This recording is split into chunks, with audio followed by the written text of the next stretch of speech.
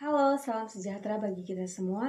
Perkenalkan, nama saya Putri Ashari, NPM 1901010185 dari grup PGA 4. Di sini saya akan menjelaskan tentang pembelajaran menulis di kelas tinggi.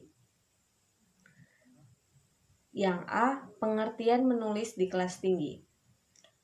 Pelaksanaan pembelajaran menulis di kelas tinggi diarahkan pada kegiatan menulis lanjutan. Menulis lanjutan adalah pengembangan dari menulis permulaan. Dalam kegiatan menulis lanjutan, siswa diharapkan dapat mengembangkan kemampuan menulisnya dalam bentuk yang lebih beragam, seperti menulis pantun, puisi, dan juga surat. B. Tujuan dan fungsi menulis di kelas tinggi. Tujuannya adalah agar pembaca mengetahui, mengerti, dan memahami nilai-nilai dalam sebuah tulisan sehingga pembaca ikut berpikir, berpendapat, atau melakukan sesuatu yang berhubungan dengan isi tulisan. Fungsinya adalah meningkatkan kecerdasan, mendorong kemampuan dan kemauan untuk mengumpulkan informasi. C. Jenis-jenis menulis di kelas tinggi. Yang pertama, deskripsi. Deskripsi adalah paragraf yang menjelaskan kepada pembaca mengenai suatu hal seperti objek, gagasan, dan tempat. Yang kedua, narasi. Narasi adalah jenis tulisan yang menceritakan tentang suatu peristiwa. Yang ketiga adalah argumentasi.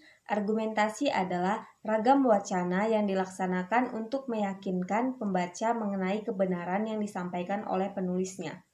Yang keempat, eksposisi. Eksposisi adalah ragam wacana yang dimaksudkan untuk menerangkan, menyampaikan, dan merangkai sesuatu hal yang dapat memperluas atau menambah pengetahuan dan pandangan pembacanya.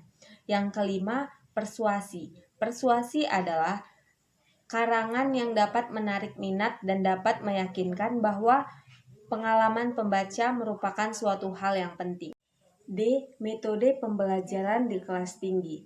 Yang pertama, metode langsung. Yang kedua, metode komunikatif. Yang ketiga, metode integratif. Yang keempat, metode tematik. Yang kelima, metode konstruktivistik. Yang keenam, metode konseptual. E. Pendekatan pembelajaran menulis di kelas tinggi. Yang pertama, pendekatan komunikatif. Yang kedua, pendekatan integratif. Yang ketiga, pendekatan keterampilan proses. Yang keempat, pendekatan tematis. F. Strategi pembelajaran menulis di kelas tinggi. Strategi pembelajaran menulis di kelas tinggi terbagi menjadi 3 bagian. Yang pertama, strategi baca individual. Yang kedua, strategi baca kelas. Yang ketiga, strategi pertemuan individual. Strategi baca individual diterapkan untuk menemukan kekurangan dan kesalahan sendiri, sedangkan strategi baca kelas merupakan cara untuk memperbaiki tulisan secara klasikal, dan strategi pertemuan individual adalah cara untuk menemukan kesalahan dan kekurangan tulisan siswa dengan cara berkonsultasi kepada guru secara individual. G. Tahapan-tahapan pembelajaran menulis di kelas tinggi. Di sekolah dasar, pembelajaran menulis dibagi menjadi 2 tahap, yaitu yang pertama, tahap permulaan bagi siswa kelas 1 sampai dengan kelas 3 SD.